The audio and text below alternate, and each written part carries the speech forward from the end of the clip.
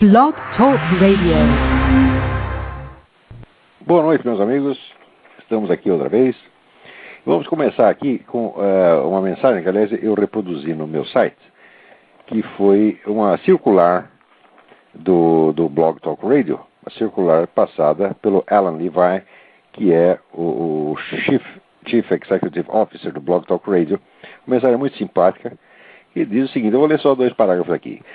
We air shows dedicated to the most popular TV show of all time, American Idol. We air shows hosted by top bloggers covering politics on the right, left, and center. We air sport shows and marketing shows, etc. But as I write this post, the top show on Blog Talk Radio is hosted by Brazilian political philosopher Olavo de Carvalho. Here is the link to his show, but it really won't do any good unless you speak Portuguese. You see, while on air, Olavo doesn't utter a single word of English. E assim vai. Então eu queria aqui agradecer. Thank you very much, Alan. And sorry, it was not my intention to exclude the English-speaking listeners. Any messages sent in English are welcome and will be answered in English. Not in good English, but in something I believe it's English. I am deeply grateful to Blog Talk Radio and to this generous country where I feel at home as I felt in my own country. Blog Talk Radio is a great idea and it is destined to grow in success from day to day, I hope. I love Blog Talk Radio. From the deep of my heart I say thank you, Alan, and thank you all from Blog Talk Radio. And now let's go back to Portuguese. Espero que você... Mas, peraí, go back to Portuguese, coisíssima nenhuma. Tem aqui uma outra mensagem que foi publicada no site Lagos Forum. Lagos Forum escreve-se www.ligelsforum.com. É um excelente site político, feito por um cidadão que se assina Don Lago. O nome dele não é esse, é um pseudônimo.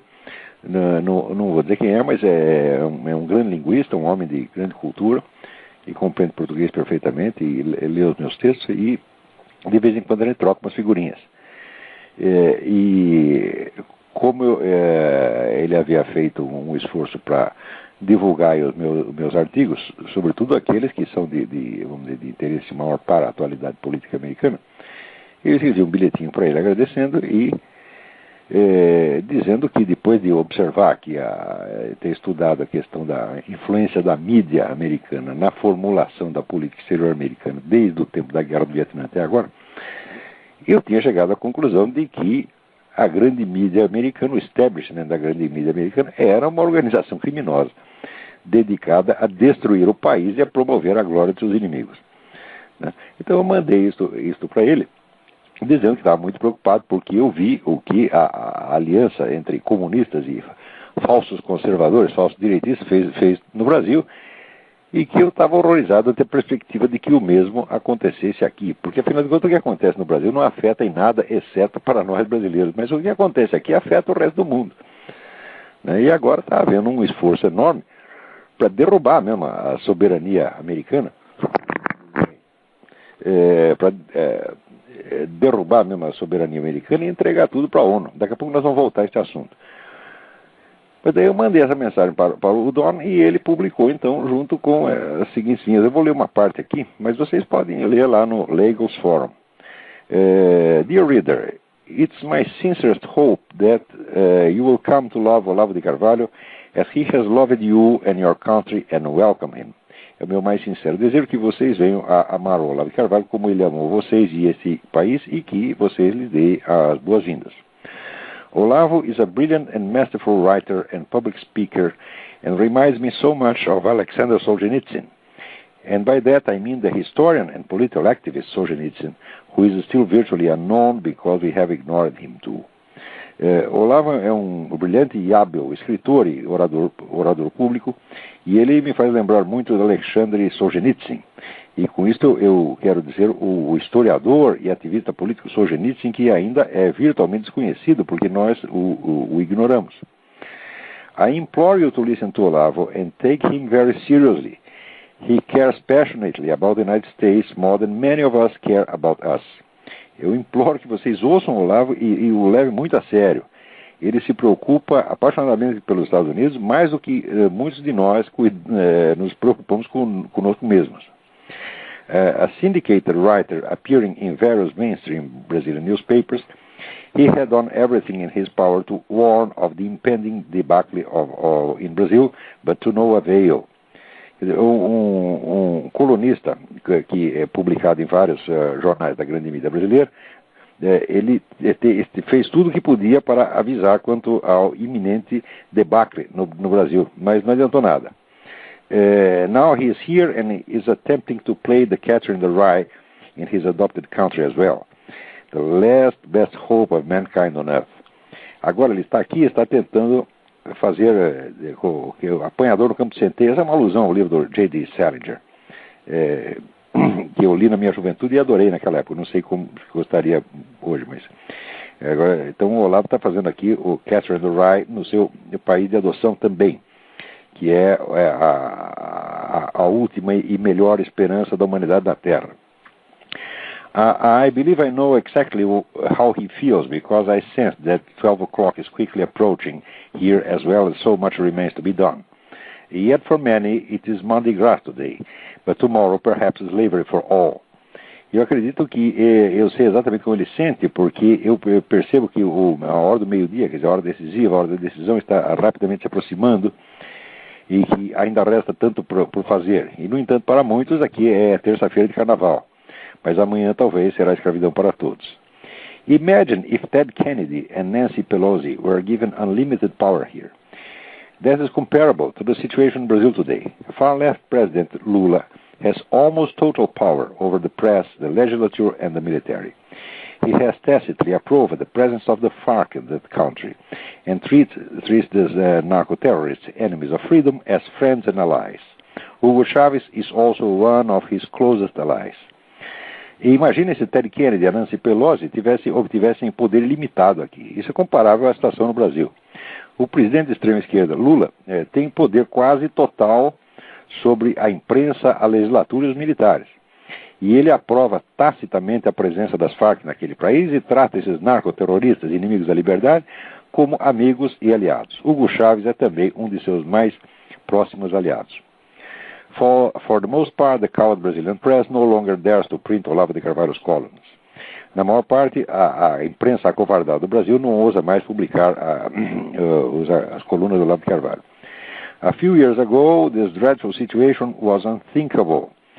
But Brazil ignored Olavo's wide admonitions and partied on. So did most of the rest of South America. And so one day the lights went out. O Brasil ignorou as sábias advertências do Olavo e ficou festejando. Assim fez o resto da América Latina. E assim, um dia, as luzes se apagaram.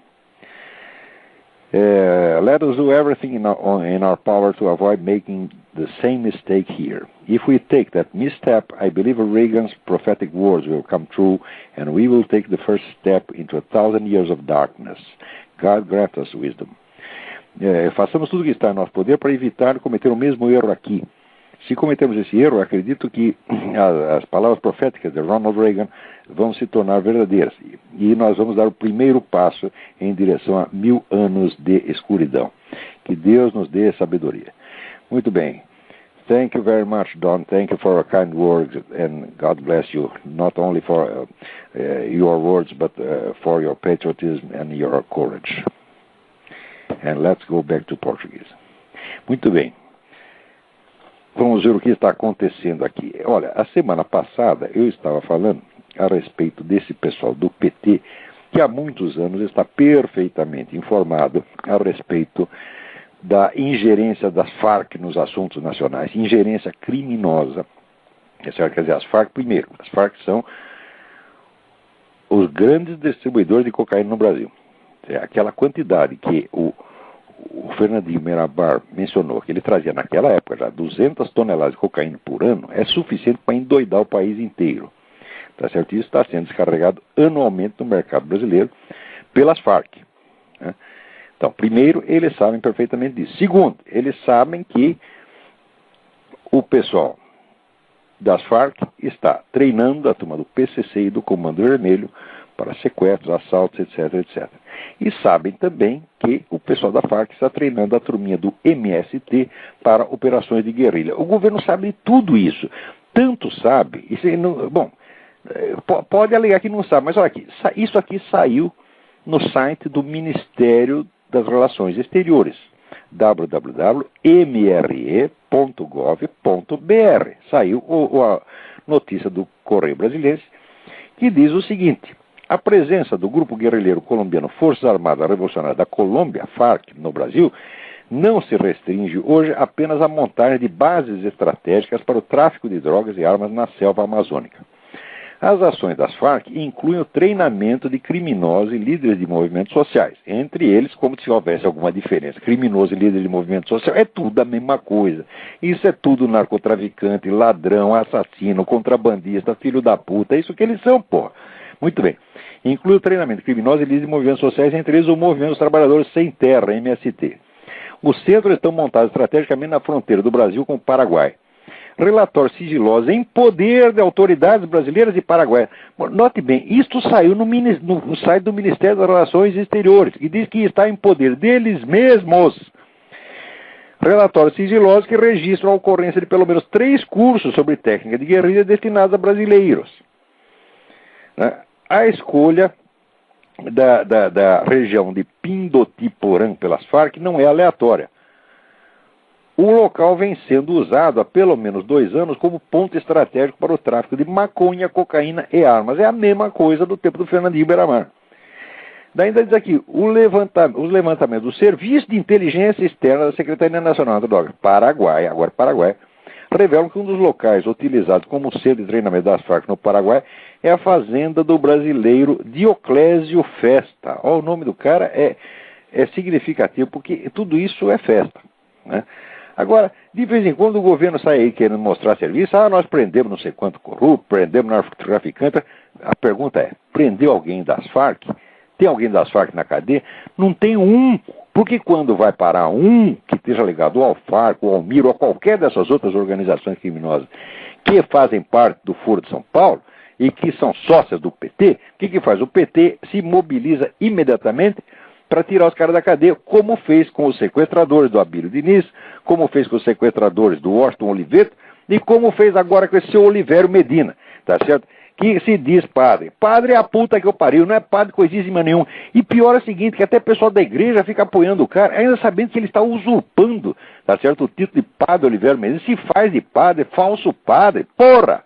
Até onde vai ter quanta baixeza, quanta covardia, quanta acomodação perante essa gente, isso aqui merece todo o nosso desprezo, não merece nem ser odiado, merece ser desprezado, tudo isso é mosquito, esses caras são um monte de cocôzinho, eles só impressionam pelo volume, tá certo?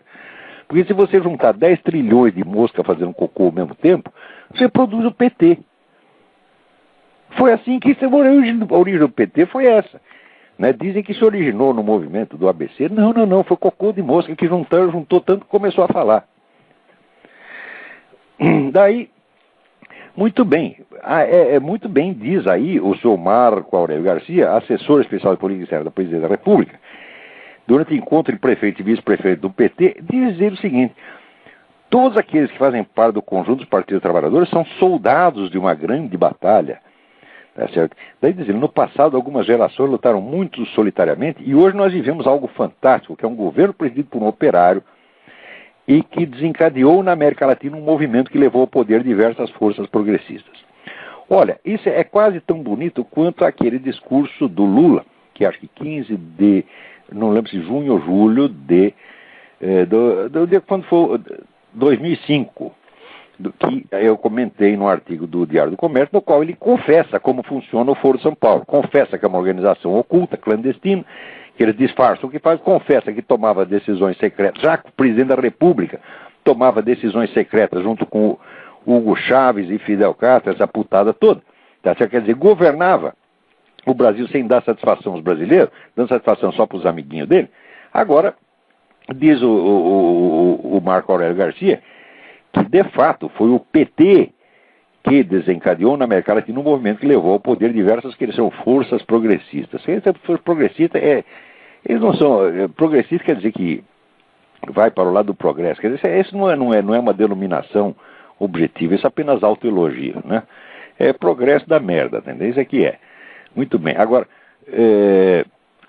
naquela mensagem que as Farc enviaram ao último encontro do PT, à última Assembleia Geral do PT, a Farc também reconhecia que o PT foi o fundador, o criador, o mentor e fundador do Foro de São Paulo. Quer dizer, o PT e o seu Lula em particular são os mentores da Revolução Latino-Americana. Tá certo? Agora, para aí você ver como o Sr. George Bush está enganado de pensar que o Lula é o grande amigo dos Estados Unidos e que o Lula vai ajudar a parar, né, o Hugo Chávez, ajudar a amortecer essa ascensão do Chávez na América Latina. Vai ajudar coisíssima nenhuma. Vejam aqui, né?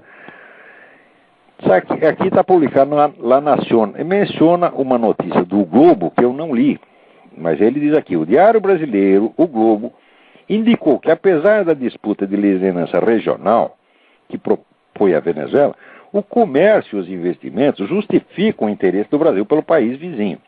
Ainda que se levantem vozes, especialmente na oposição, que pedem que o Brasil mantenha a distância de Caracas, os números mostram, no entanto, que a relação do Brasil com a Venezuela, especialmente no terreno comercial, está em plena expansão. Veja que coisa. Quer dizer, são dados daqui, da Câmara de Comércio Brasil-Venezuela. Quer dizer, que apesar, o Bush contar com que esse programa do etanol, não sei o que, ia afastar o Brasil da Venezuela, vai afastar coisíssima nenhuma. Hugo Chávez continua presente no Brasil. Hugo Chávez e Lula são a mesma pessoa, entendeu? Só você olha para um lado, parece um, do outro parece outro. Mas são a mesmíssima pessoa. Né? E o Chávez, então, está presente não só no Brasil, como continua dando palpite em tudo quanto é lugar. Quer dizer, ele já está moldando até o nosso carnaval, já usou o carnaval como instrumento de propaganda da revoluçãozinha dele. Né? Agora, na Bolívia, já comprou, o governo venezuelano comprou um semanário, comprou uma revista lá, que está publicando agora uma revista semanal que o pessoal, talvez o público nem saiba, mas é propaganda venezuelana. E assim por diante, está metendo o bedelho em tudo. Agora, veja, nessa mesma semana saiu aqui uma mensagem muitíssimo interessante,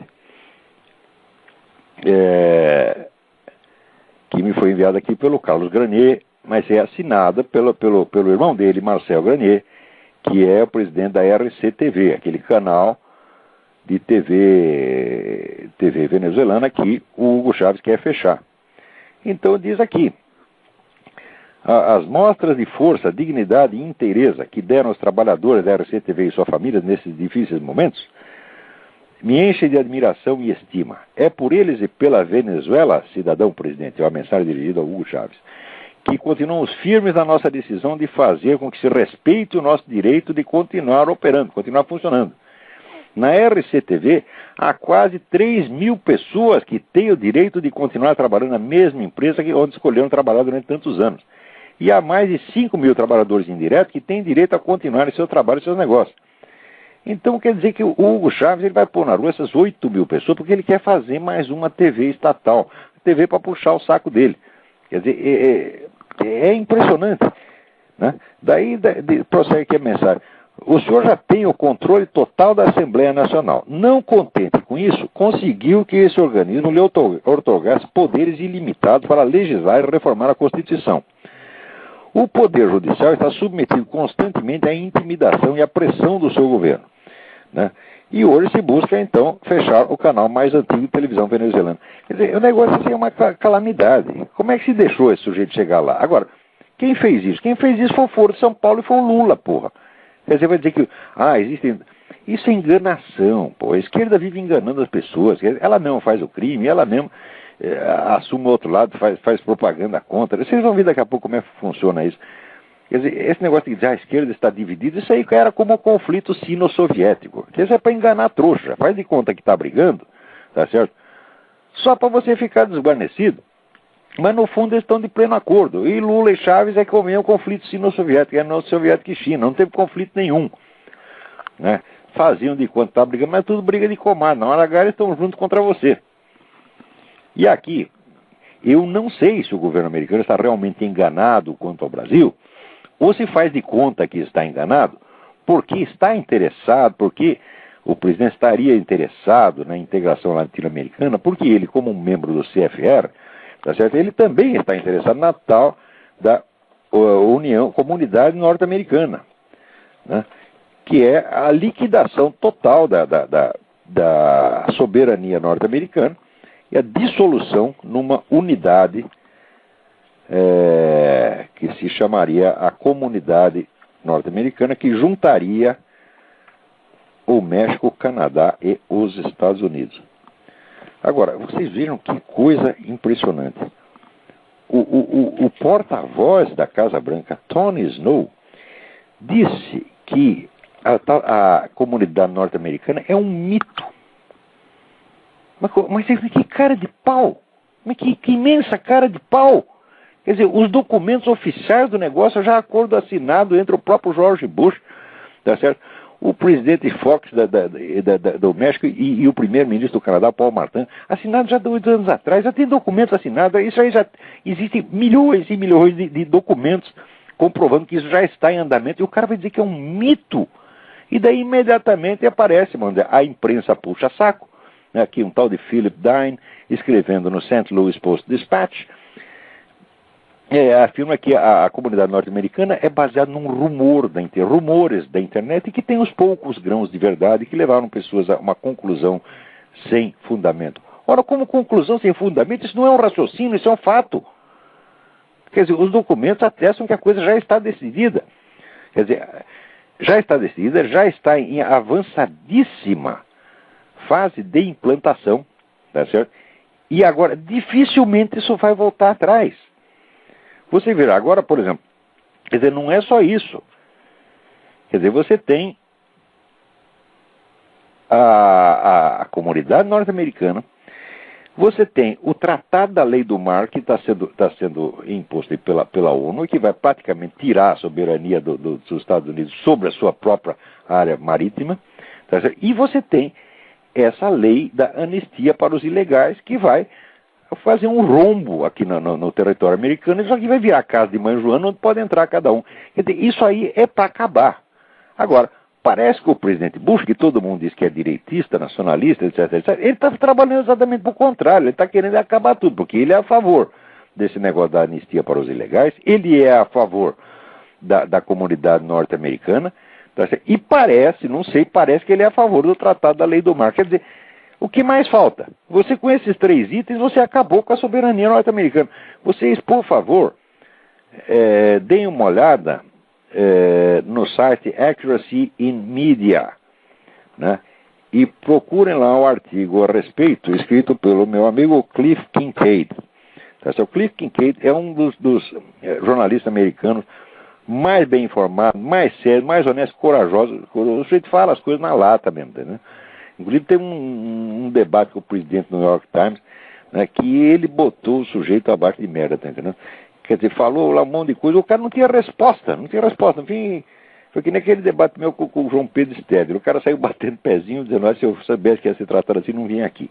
Né? Então, procurem no Accuracy in Media, é o aim.com.org. Bom, se não for .com, é .org. AIM, Accuracy in Media. E procura o artigo Last Stand for American Sovereignty, Cliff Kincaid.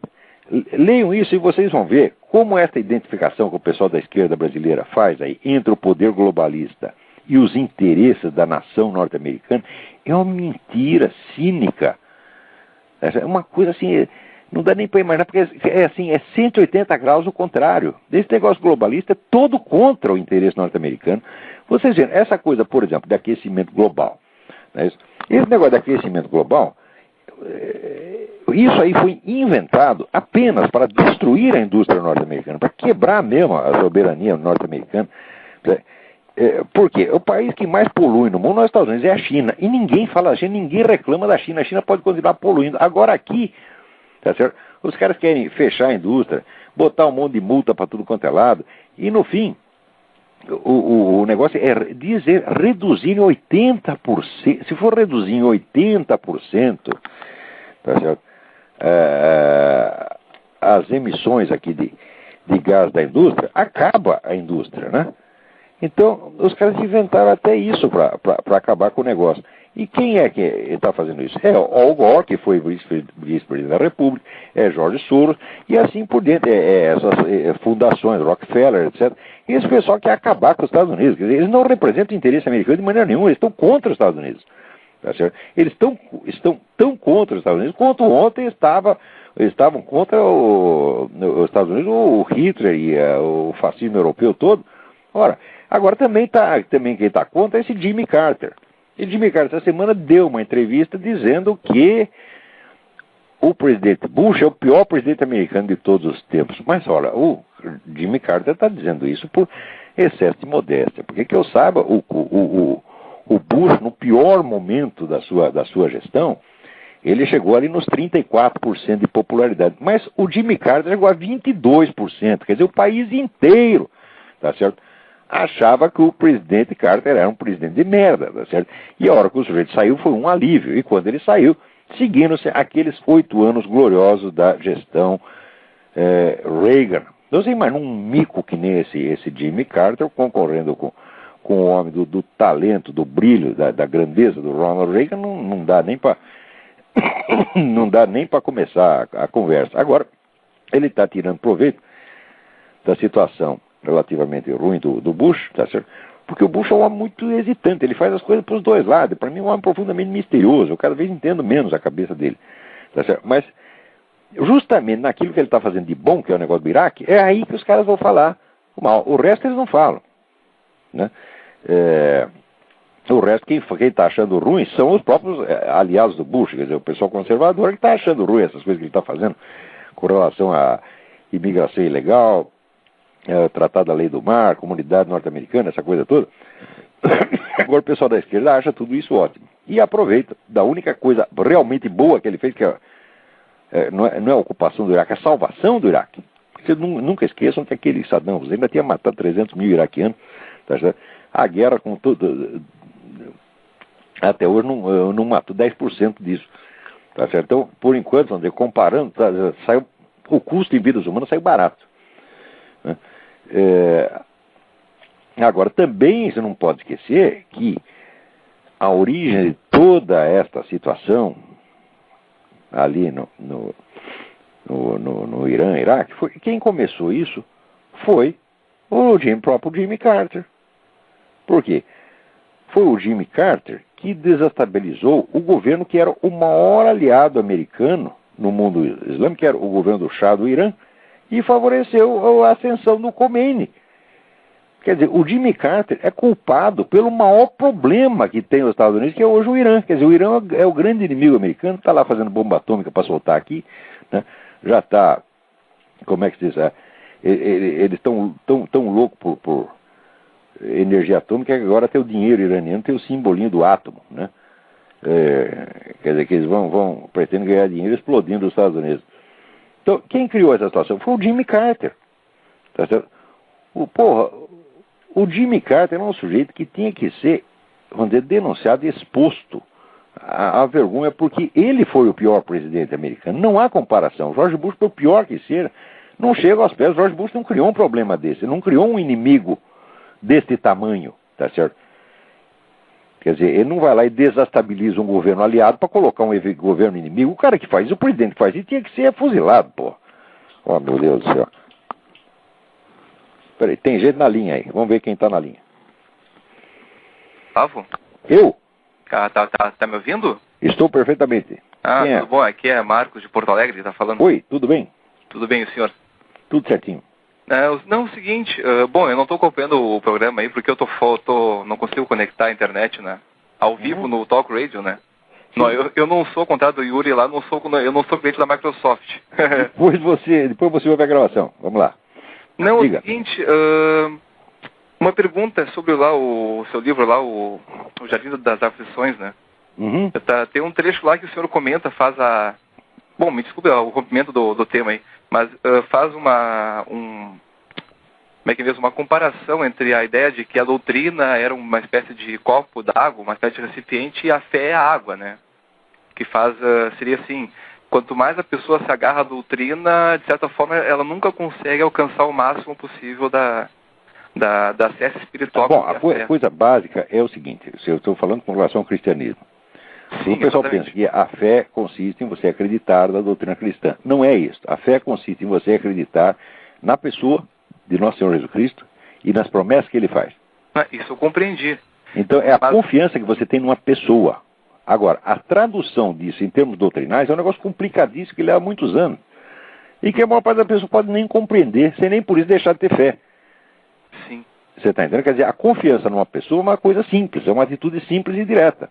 Agora, a concordância com uma doutrina depende de você ter estudado essa doutrina. Aliás, a formulação da doutrina pode ser muito problemática. Não existe formulação perfeita de doutrina nenhuma. Você está entendendo? Sim, compreendi. Então, por exemplo, vamos supor, você confia numa pessoa. Né? Confia na sua mãe, confia na sua namorada, confia na sua mulher, confia no seu pai. Né? Agora, se eu perguntar assim, exponha no papel por que você confia. É complicado. É difícil, né? É difícil mesmo. Bem complicado. É da mesma coisa. Por que você confia em Nosso Senhor Jesus Cristo? Não, confio porque Ele fez milagre, porque Ele me curou, porque Ele disse isso, disse aquilo. Quer dizer, por mais que você diga, não expressa a coisa inteira. Tá entendendo? E, ademais, se a fé fosse confiar numa doutrina, tá certo? Quer dizer, aceitar uma doutrina, vamos dizer, por mera crença, seria uma imbecilidade. Sim. Não é isso? Então, a doutrina é uma estrutura. Agora, o que enche essa estrutura de vida é a verdadeira fé, quer dizer, a confiança que você tem na pessoa do Nosso Senhor Jesus Cristo. Essa confiança, inclusive, vamos dizer, como toda confiança humana, ela é vacilante, ela sobe, ela desce, tá? Tem hora que perde. Isso, vamos dizer, a dúvida, o enfraquecimento da fé faz parte da dialética da própria fé. E volta com mais força depois. Volta com mais força. Mas e como qualquer confiança humana, o sujeito confia na mulher dele, não confia? Muito bem, mas de vez em quando ele está viajando, o cara foi lá para a guerra do Iraque, está lá por 2 anos, mas o que a minha mulher está fazendo nessa hora? Não é assim? É verdade, a realidade se impõe em algumas Depois situações. você volta, você vê que ela só ficou cuidando da casa dos seus filhos, quer dizer, você volta a confiar nela. É assim qualquer relação humana. Raiz, por que não há de ser a mesma coisa na confiança que você tem no Nosso Senhor Jesus Cristo? A mesma coisa. Claro, perfeitamente. Não, agora, os caras imaginam, os inimigos da religião pensam assim, é a fé dogmática que você tem que reafirmar constantemente. Isso é na cabeça deles, isso é fantasia idiota, de quem não sabe. É como esse ignorante, esse Richard Dawkins, esse discípulo dele, esse que tem no Brasil, esse bando de cretino, tá entendendo? Esses caras, eles têm uma concepção pueril, porque eles são ignorantes, não sabem nada a respeito da religião e escrevem livros inteiros a respeito. Então eles imaginam, é a crença cega. Nós temos a razão, eles têm a crença cega. Fala, vai pra puta que pariu. Você é pra encher o saco. Eu queria fazer 2 perguntas com relação à ideia da ciência espiritual. Assim, o senhor fala lá o seguinte, que o indivíduo ele precisa ter uma disciplina espiritual muito rígida, inclusive até dolorosa, né? E daí o senhor fala de uma autoconsciência de um núcleo do espírito humano no qual constitui a personalidade humana, que seria, no caso, o motor da história, de certa forma, né? Então eu queria fazer 2 perguntas para o senhor, assim. O que consistiria esse local no qual se desenvolve a autoconsciência e a personalidade? E outra, essa questão da autoconsciência é a questão básica do ser humano. A autoconsciência consiste em você contar para você a sua própria história honestamente. Tá certo? Esse que é o sentido do exame de consciência cristão, que é uma coisa que você tem que fazer todos os dias. Se você não faz... Né? Veja, o meu falecido amigo, quase meu guru, o Ronald Alfredo César Miller, dizia que você crescer, você se desenvolver sem você revisar constantemente as suas atitudes interiores, até você se candidatar a uma neurose, porque você perde o fio da sinceridade, está entendendo?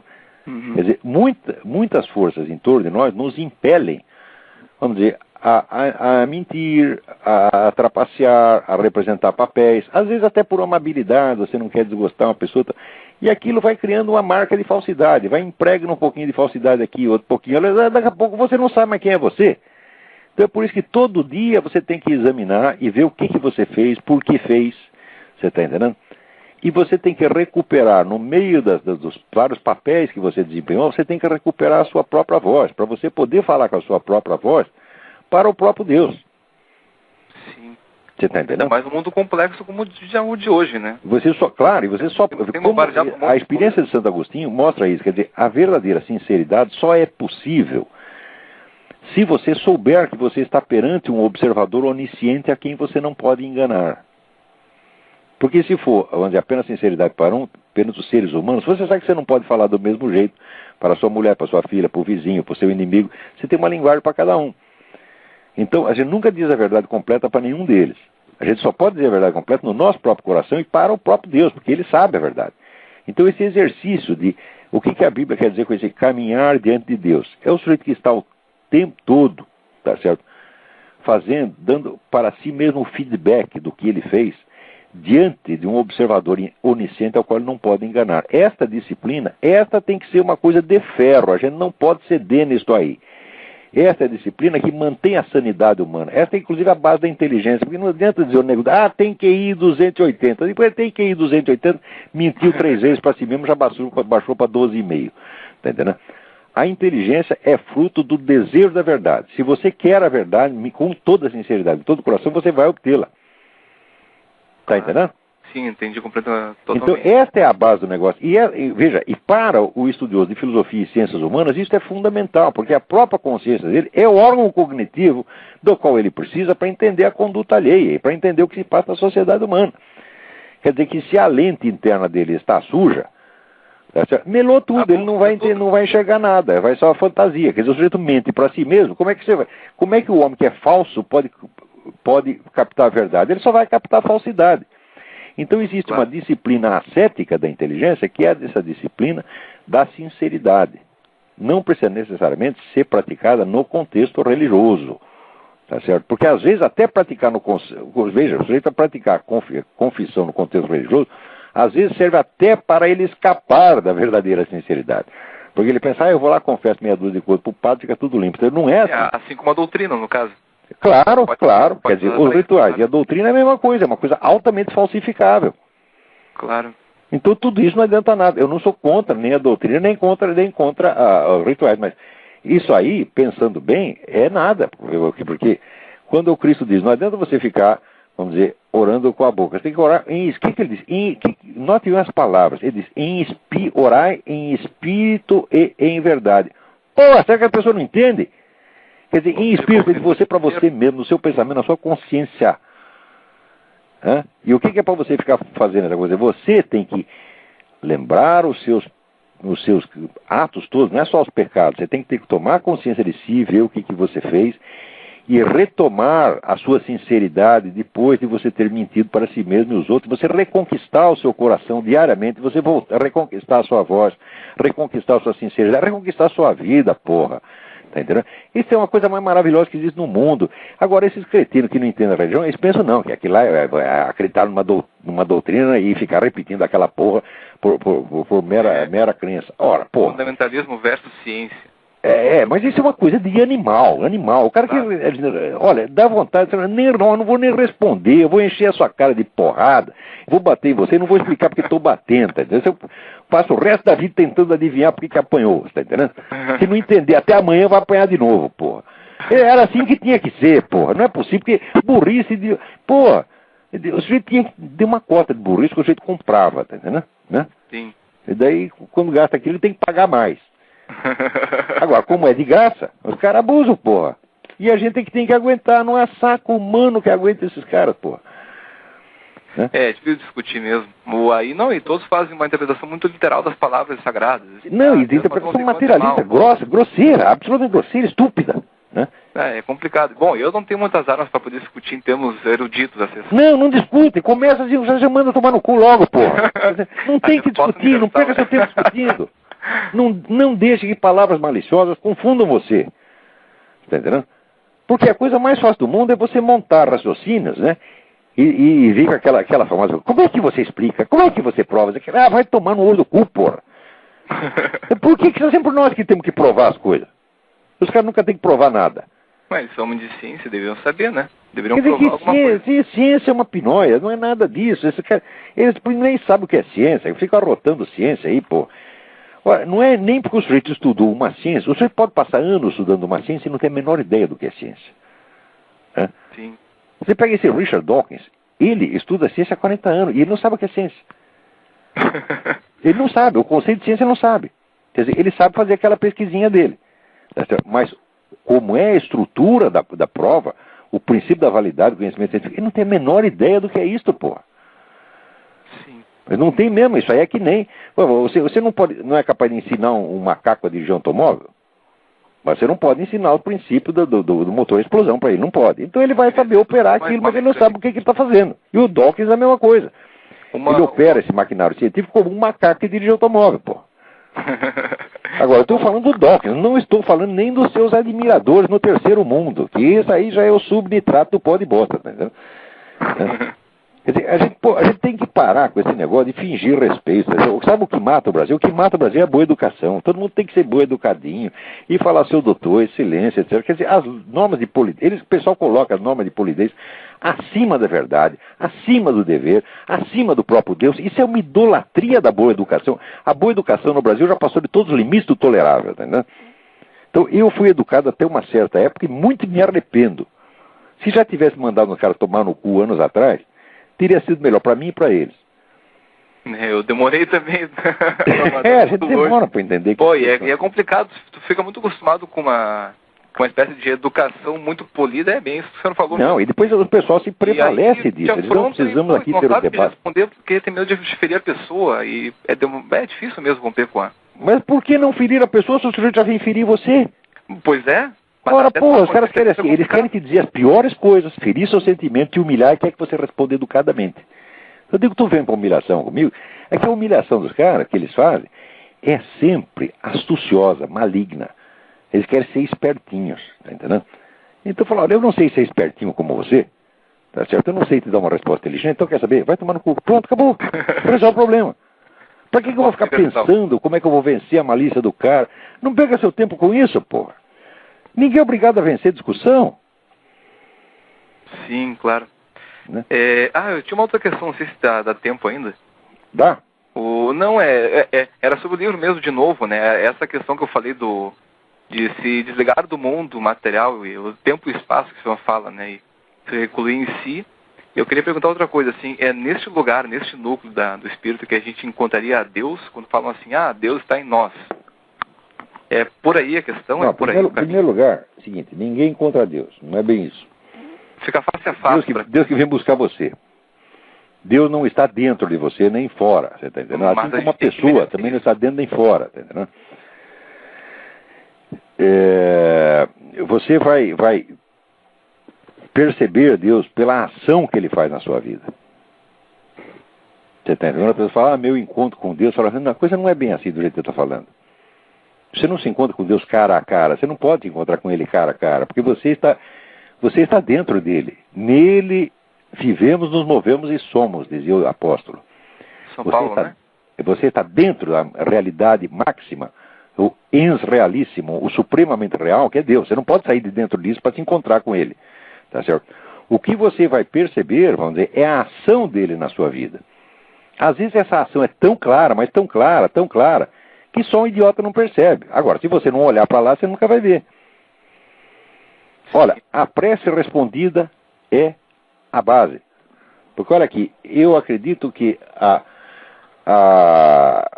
parte mais importante do Evangelho é Mateus capítulo 11, versículos 1 a 6, onde os caras vão perguntar para Jesus Cristo, é você mesmo aquele que nós estamos esperando ou devemos esperar um outro? E ele responde, olha, vocês estão vendo que os paralíticos andam, os cegos enxergam e assim por diante. Então, quer dizer, como é que você descobre Deus? Pelos fatos. Esse é o critério que Jesus Cristo ensinou. Eu estou só repetindo, estou vendendo o peixe pelo preço que comprei. Você está entendendo? Isso não é teologia, não. Isso aqui é simplesmente leitura. Eu sei ler, porra. Eu sei ler o que está escrito. Quer dizer, se ele mesmo explica, né, aonde está, né, aonde que você tem que olhar para você tirar a sua dúvida, então por que eu deveria fazer de outra maneira? Compreendi. Entendeu? Eu não entendi, sim. Muito bem, agora... Oi, fala.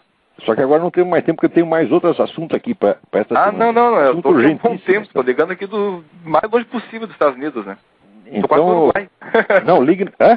Tô quase no Uruguai, né? Bom, ligue novamente. Não, nós só temos mais 10 minutos aqui, eu preciso um monte de assunto aqui que eu preciso falar. Tá bom, Olavo, parabéns pelo trabalho. Obrigado pela colaboração. Boa sorte. Abração. Abração, tchau, tchau. Tchau, tchau. Agora, vejam aqui. Eu publiquei essa semana esse artigo sobre esse picareta-mor do Al Gore, né, e esse movimento dele, né, ele e Xuxa. Sabe que são os maiores climatologistas do universo, Al Gore e Xuxa. Né, com eles ninguém pode. Agora, essa semana o meteorologista Audie Hour, né, numa declaração feita na Inglaterra, disse o seguinte, olha que coisa, ele disse, o vapor de água é responsável por 95% do efeito estufa. Os outros gases que contribuem para o efeito estufa, dióxido de carbono, metano, dióxido de nitrogênio e vários outros, contribuem com apenas 5% deste efeito. É verdade que nesses 5%, o dióxido de carbono é o maior, é o que contribui mais, com 3,6%. Agora, acontece que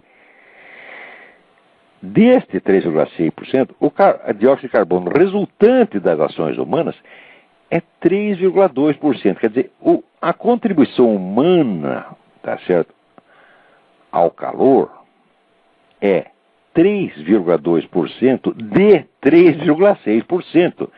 Tá certo? Ou seja, é 0,12% dos gases do efeito estufa. Isso é literalmente nada. Daí diz o Dr. Auer, nós não poderíamos mudar o clima nem que nós o quiséssemos.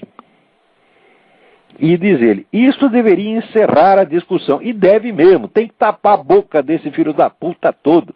Tá certo? E vocês que estão aí no Brasil, tem que chegar lá no Banco Itaú, chegar no seu Setúbal. Olha, você fica gastando seu dinheiro com esse picaretão do Al Gore. Tá certo? Vê se promove uma coisa melhor, porque você já deu dinheiro aí pro Frei Beto, deu dinheiro pro Al Gore. Você não tem uma coisinha melhor para gastar o seu dinheiro, não? Que porcaria é essa? Né? Quer dizer, claro, o dinheiro é dele, pode gastar no que ele quiser, tá certo? Mas isso aí só pode fazer mal para a humanidade, porra. Agora, os caras vão brincar de salvador do planeta. Olha, eu acho que a última vez que eu salvei o planeta, eu acho que eu tinha uns 4 anos de idade. Nessa época, eu talvez pensasse em salvar o planeta, né? Agora, quer dizer, o sujeito está supondo que não apenas nós estamos alterando o equilíbrio cósmico, mas que nós podemos recolocá-lo no lugar. Mas isso é um delírio de onipotência tão absurdo, tá certo? Que era para internar o nego na mesma hora. Né? Agora, já que nós estamos falando disso, né, tem aqui um rapaz que me escreve, peraí, eu tenho que achar o e-mail dele. Tá aqui. Marco Porto de Carvalho. Diz, grave erro é comparar a teoria da evolução com a da origem humana do aquecimento global, e o senhor sabe disso. A primeira vem há 140 anos sendo confirmada pelas pesquisas realizadas, inclusive a genética, e é aceita por 99% da comunidade científica. A segunda, sim, é política e tem oposição de grande parte dos cientistas. Marco Porto de Carvalho, você está redondamente enganado. Você leia o livro do Alistair McGrath. McGrath escreve-se M-C pequenininho, G-R-A-T-H. Alistair McGrath, ele escreveu 2 livros. The Dawkins Delusion, que é a resposta a God Delusion do Richard Dawkins, e Dawkins God, o Deus de Dawkins. Nesses livros, ele dá as últimas pesquisas feitas a isso. A divisão entre os cientistas está na base de entre 40% e 50%. Tem pelo menos 40% dos cientistas não aceitam a teoria da evolução. Só que este dado não sai por aí, porque a mídia popular é 100% evolucionista. Tá certo? Tem gente de primeiríssimo plano. O primeiro, vamos dizer, o príncipe dos anti-evolucionistas foi o prêmio Nobel de Biologia, Jean Rostand, que ele sempre fez uma gozação com a teoria da evolução. E assim como ele, tem inumeráveis outros.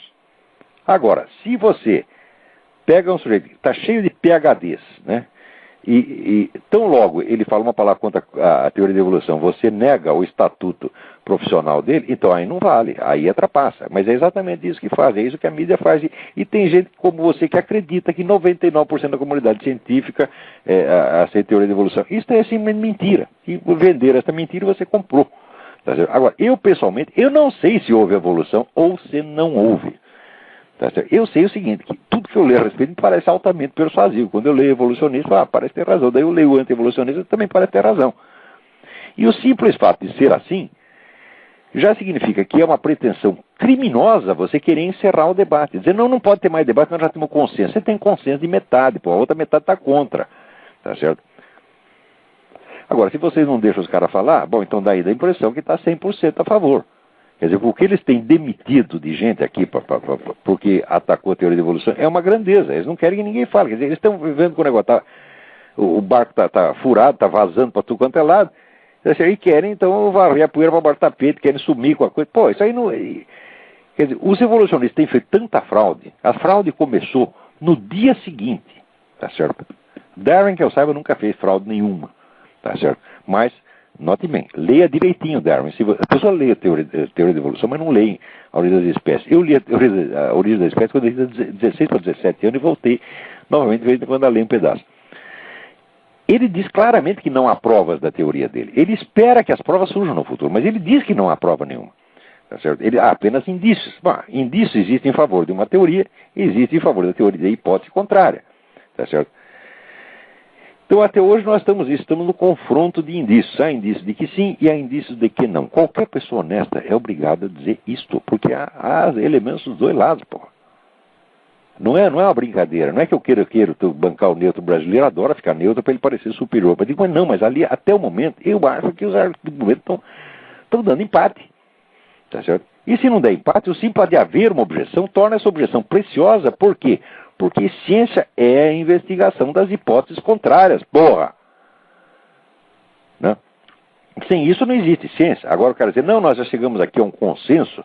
Ora, e uma das coisas que eu acho engraçada nesse pessoal científico é ao mesmo tempo que eles defendem o método do Popper, no qual não pode haver verdades definitivas, porque qualquer teoria científica pode ser impugnada no dia seguinte, ao mesmo tempo que eles alegam isso, para mostrar como eles são tolerantes e racionais, na mesma hora eles exigem que você se ajoelhe perante a verdade definitiva que eles estão acabando de enunciar. Ora, porra!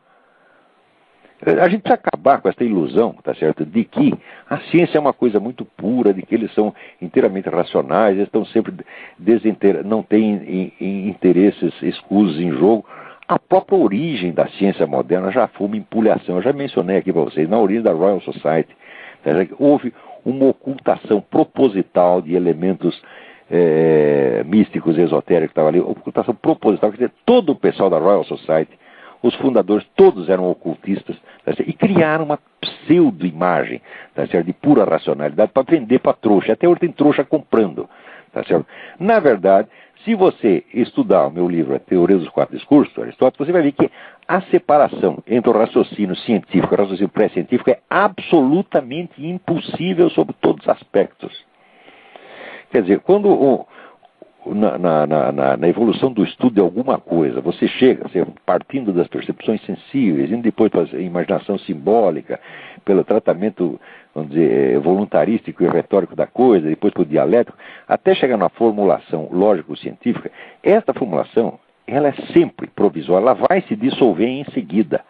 Não há conhecimento científico que não se dissolva em seguida, porque ciência não passa da estabilização provisória de uma certa área, tá certo? Na qual é possível a aplicação, vamos dizer, de um protocolo metodológico mais ou menos constante durante algum tempo. Tá certo? Depois a coisa dissolve e você necessita de outro nível de abordagem. Então, esse negócio de idolatrar a ciência, isso é uma babaquice. Vocês têm que parar com isto, tá entendendo? Vamos lá. Tem alguém aí na linha aí? Alô? Alô? Quem está na linha aí? Alô? Alô? Olavo? Eu? Aqui é o Rodrigo do Rio de Janeiro. Tudo bem? Tudo bem, professor? Tudo perfeito. Eu queria saber a opinião do senhor. O que o senhor acha desses pré-candidatos democratas, que são meio que idolatrados aqui no Brasil, assim? como Howard Dean. Nossa senhora, isso é um bando de picareta. Acho que o negócio de candidatura aqui tá muito ruim pros dois lados. Muito ruim, mas muito ruim. Aí quem não é... Olha, tem cara que é picareta, por exemplo, o McCain não é picareta, mas é maluco. Tá entendendo? E do outro lado, Howard Dean, ai meu Deus do céu, que é isto? E Hillary Clinton, esse Obama, que é um puta de um mentiroso, já começou mentindo na primeira, tá certo? Que ele disse que na escola que ele frequentava, que ele era católico, embora frequentasse a escola muçulmana. No dia seguinte apareceu todos os colegas de escola dizendo, não, é mentira, ele é muçulmano, que o senhor já mentiu na primeira, era melhor nem abrir a boca, porra. Né? Esse cara não vale nada, né? Agora, tem um livro aqui, Faço o que eu digo, mas não faço o que eu faço, né? Não, esqueci o nome do autor. E dá lá a radiografia toda essa. Isso é um bando de mentirosos, de picareta. Agora, no Partido Republicano, o negócio também não está muito bom, não. Entendeu?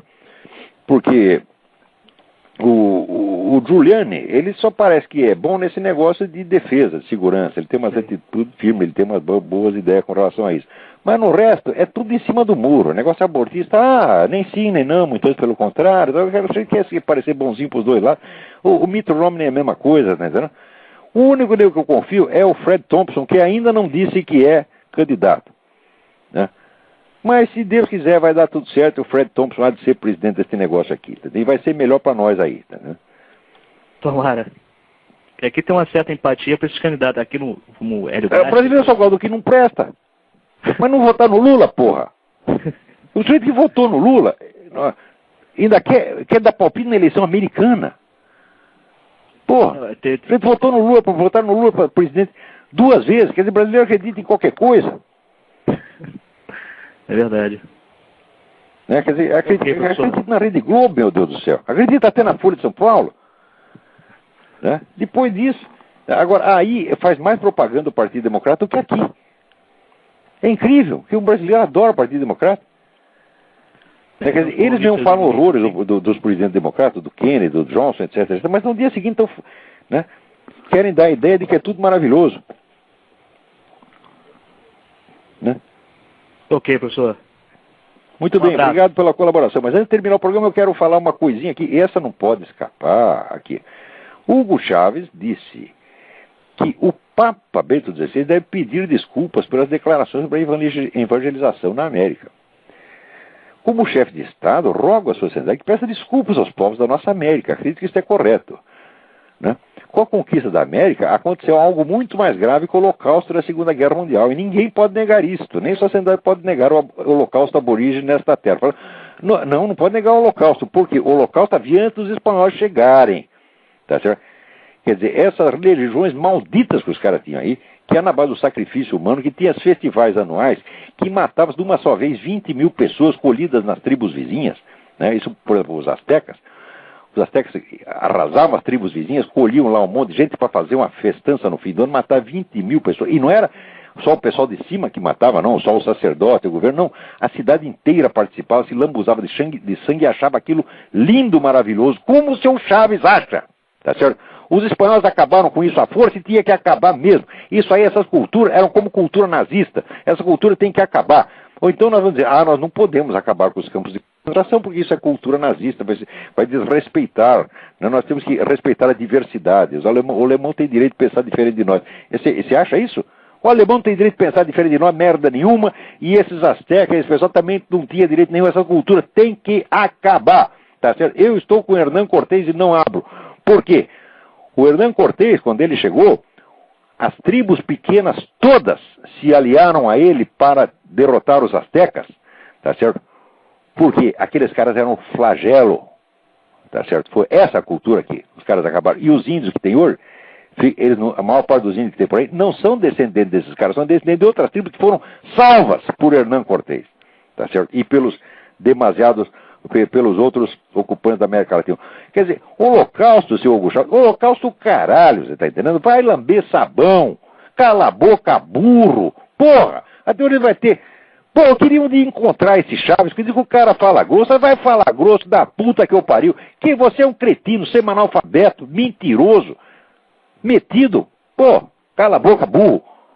Tem gente na linha, será que ainda dá tempo? Dá tempo mais 2 minutos, vamos lá. Alô, Olavo? Alô, quem é? Alô, Olavo? Eu? Aqui é o Guilherme de Campinas, tudo bom? Tudo bem? Eu peguei o programa um pouco atrasado, então se você já falou sobre isso, me desculpa. Mas semana retrasada você falou, se o Papa tivesse feito um acordo com o Brasil a respeito do aborto, a guerra tinha começado. Ele não só fez um acordo, como chegou no avião já estava falando de aborto. E aí, a guerra começou ou não? Eu não sei que raio de coisa que ele falou pro Lula, porque o Lula mudou magicamente, você viu? Eu vi, eu reparei. Na véspera ele, não, nós temos que aprovar aborto, tem que aprovar aborto. Ah, não se fala mais disso. De repente, eu não sei que raio de mágica o Papa fez lá. Abençoado seja esse Bento XVI, não sei o que ele fez. Entendendo? Mas e aí, a guerra começou? Hã? A guerra começou? Eu acho que começou. Eu não acreditava muito nesse Bento XVI, porque a atuação dele no tempo que ele era chefe da congregação lá não era uma grande coisa, não. Tá? Ele passava muita mão na cabeça desses vagabundos da teologia da libertação, só passavam um pito, né? Enquanto os outros caras, os caras tradicionais, que eram fiéis à igreja, eram até excomungados. Né? Esse aí me pareceu um protetor da teologia da libertação, mas agora o homem está tomando umas atitudes de macho mesmo. Que Deus o abençoe, que Deus ilumine o reinado desse homem. Tá certo, obrigado, Olavo. Agora com o Lula, parabéns pelo programa. O que ele fez com o Lula, porra? Maravilha, foi uma maravilha. Então, parabéns pelo programa, Olavo. Continue sempre com esse excelente programa. Muito obrigado pela resposta. Brigadão. Então, bom, ainda tem mais tanta coisa aqui para falar. Puta vida, mas não vai dar mesmo, não vai dar. Então, acabou o nosso tempo. Né? Tem mais alguém na linha aí? Não, então, tá. Então, muito obrigado a todos, tá certo? Muito obrigado ao Alan Levi pelas suas palavras bondosas. Muito obrigado ao Don Lagos, né? E até a semana que vem, se Deus quiser.